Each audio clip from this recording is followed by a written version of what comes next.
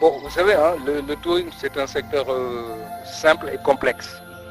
Parce que le voyageur, le touriste, avant de quitter chez lui, il va ailleurs pour découvrir, pour apprendre, pour pacifier avec les populations visitées.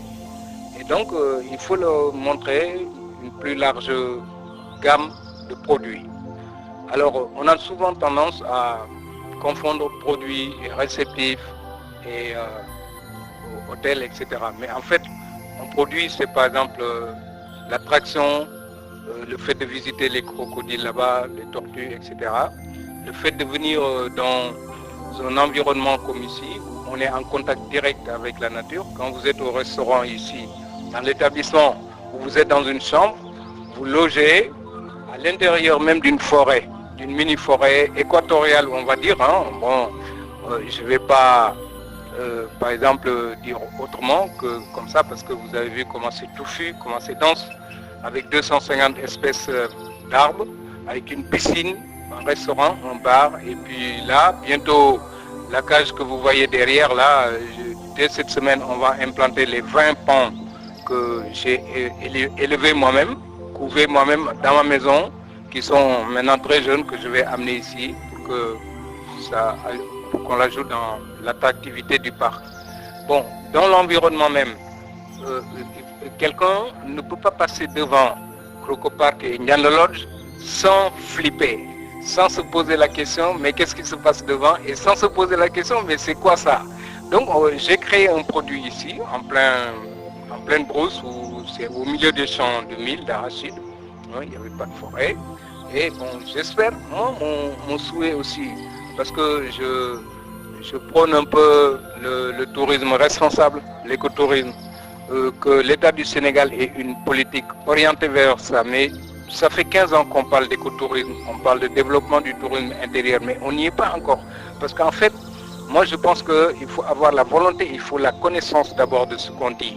Parce que le tourisme, malheureusement chez nous, il y a beaucoup de tintamarre. Bon, quelqu'un qui n'a jamais tenu, je vais appeler moi une table de cacahuètes, ou une boutique de pastel par exemple, et puis qui est le professionnel, l'acteur, on parle d'acteur, et que lui, bon, il n'a pas fait d'école, il n'est pas investisseur, c'est compliqué.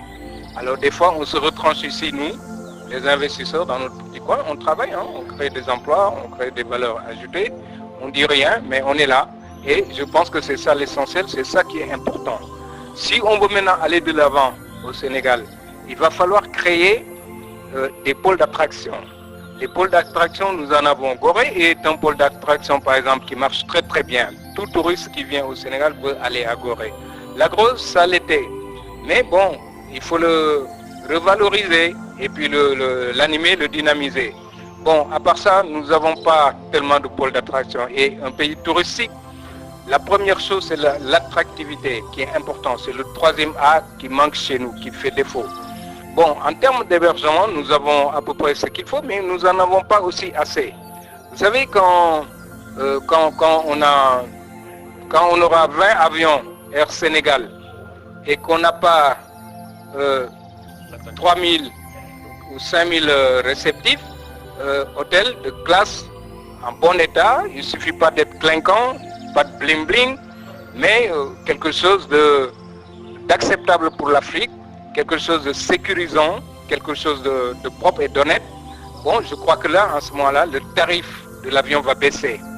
Mais aujourd'hui, si on a beaucoup d'avions et qu'on n'a pas assez d'allotement, assez d'hébergement, donc aussi on restera dans le même problème. Donc vous voyez, hein, quand on dit, c'est paradoxal, parce que quand on dit, oui, mais il n'y a pas de clients dans les hôtels, pourquoi faire d'autres hôtels? Moi je dis non, c'est pas ça, il ne faut pas raisonner comme ça.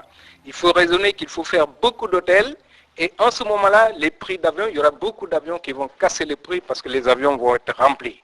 Par exemple, aujourd'hui, les 580, les Airbus 580, vous savez combien de places ça prend.